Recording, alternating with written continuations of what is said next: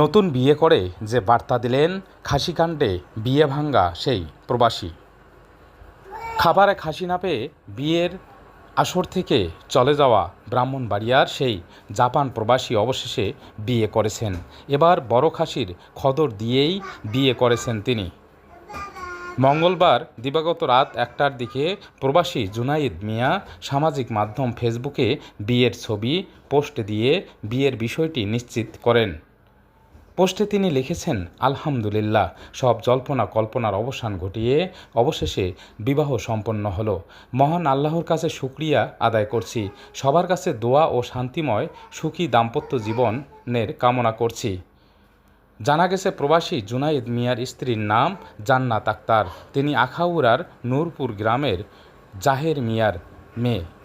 স্থানীয় একটি মহিলা কলেজের এইচএসসি দ্বিতীয় বর্ষের ছাত্রী জান্নাত। বিয়ের আনুষ্ঠানিকতা সম্পন্ন হয় কসবা উপজেলার নেয়ামতপুর গ্রামে কনের মামার বাড়িতে। জুনাইদ মিয়ার বাড়িও একই গ্রামে। নতুন বিয়েতে ৬ লাখ টাকা দেনমোহর নির্ধারণ করা হয়েছে। এর আগে সোমবার ব্রাহ্মণবাড়িয়ার আখাউড়ায় বিয়ের অনুষ্ঠানে খদরে খাসি না পাওয়ায় বিয়ে না করেই চলে গেছেন জাপান প্রবাসী বর জুনাইদ মিয়া।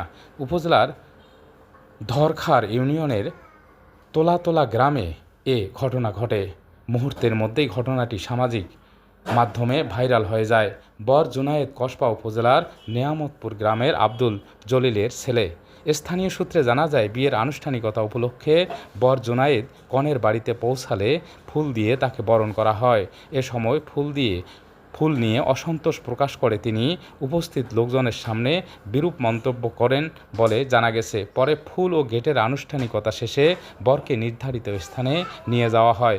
এক পর্যায়ে আত্মীয় স্বজনদের খাওয়া দাওয়া শেষে বিয়ের আনুষ্ঠানিকতার অংশ হিসেবে বরপক্ষের জন্য খদরে খাবার দেয়া হয়। এ সময় খদরে খাসি না থাকায় জুনায়েদ আপত্তি জানান। তিনি খাসি ছাড়া খাবেন না এবং খাসি না দিলে বিয়ের আনুষ্ঠানিকতাও করবেন না বলে জানান।